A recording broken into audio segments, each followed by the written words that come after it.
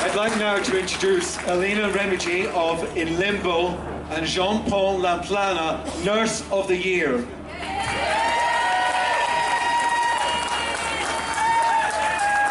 afternoon, everyone.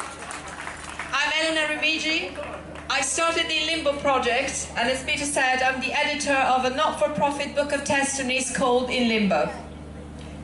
A few days ago, a red bus was strolling around the country saying, "Brexit, is it worth it?" No, it certainly isn't for the 3 million EU citizens living in the UK. After more than 600 days in limbo, our future looks very bleak, with the prospect of settled status being implemented.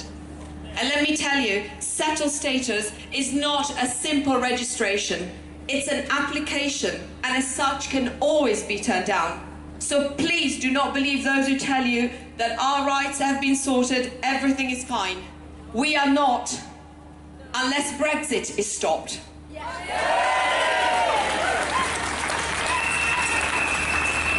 So why is this book so important? On one side, it raises awareness of our plight, but in doing so, it is also changing many hearts and minds. Last week, a young girl sent us a video apologizing for voting Leave. She had never realized the devastating impact this vote could have on the lives of 3 million people.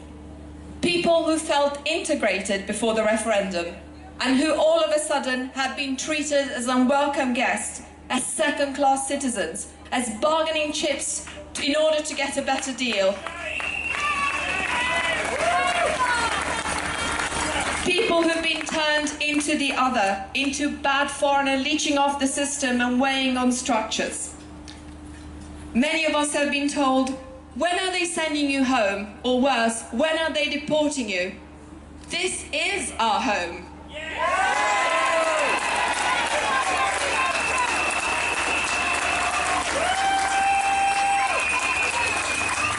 It is also true that xenophobia and racism occur in every country. But hate crimes have spiked up after the referendum, and I have yet to hear a strong condemnation from the government about this.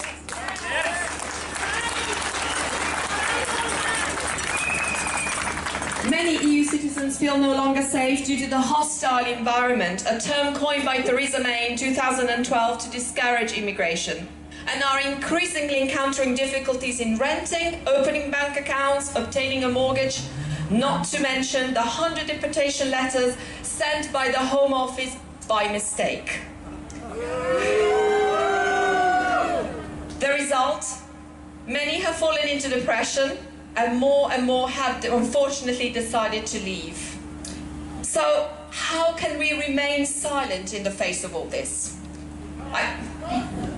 We need to speak up. I see people ready to protest against Trump, but what about what is happening right here, right now to EU citizens and to other migrants and to the British in Europe who've equally been betrayed?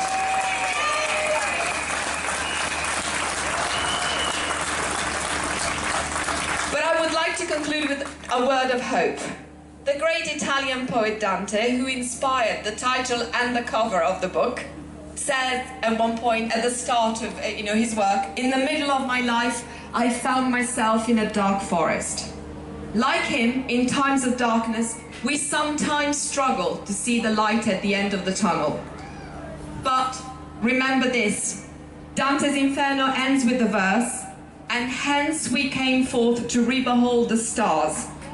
So this is my wish for all of us, that we may not succumb to apathy, which is our worst enemy, and continue to fight and speak up for what is morally right in order to re-behold the stars. Thank you very much for listening, and I will leave you now to Joanne, our Nurse of the Year and contributor to LImbo.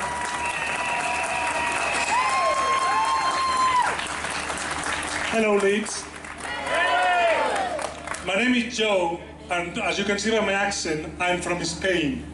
And 17 years ago, I took advantage of one of the best things that happened to this country, the freedom of movement, and I decided to come and bring and build my future in here and work for the NHS.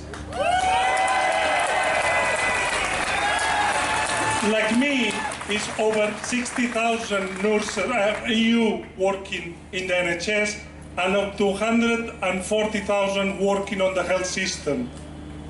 Our lives were absolutely fine until the referendum in 2016. For 17 years, I have lived alongside and worked in the NHS with a lot of people from different countries. I never felt different. When I was growing up, I used to admire Britain, and that's one of the reasons because I came here. My mom and dad used to play the Beatles, and when I was a teenager, I used to follow all the British pop. And even my best television shows were from British. I used to love The Young Ones, and I used to love Fawlty Towers. I'm even from Barcelona, like Manuel. And for that reason, when I finished my nursing career, my nursing degree, and I didn't have a job in Spain, I didn't doubt to come into England. England has given me everything. Even has given me two precious children that they are here. And they're the future of this country. And as my colleagues say, a couple of weeks ago, they gave me a very prestigious award as the best nurse of the year. How dare the migrants coming to this country, saving life, and stealing awards from the British people? How dare they? But as a nurse, I have a duty of care. I have the duty of care to tell you that the Brexit may kill the NHS. And I cannot stop in my home and watching that happen. That's what I decided to fight. That's what I decided to tell my testimony.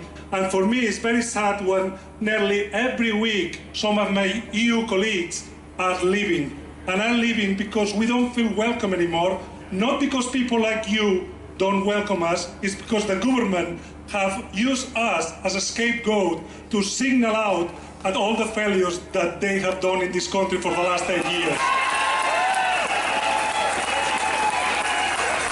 And next time that you go to your GP and you cannot have an appointment, next time that you go to A&E and wait 12 hours, next time that you call an ambulance and they take 24 hours to come, please don't blame me, blame austerity.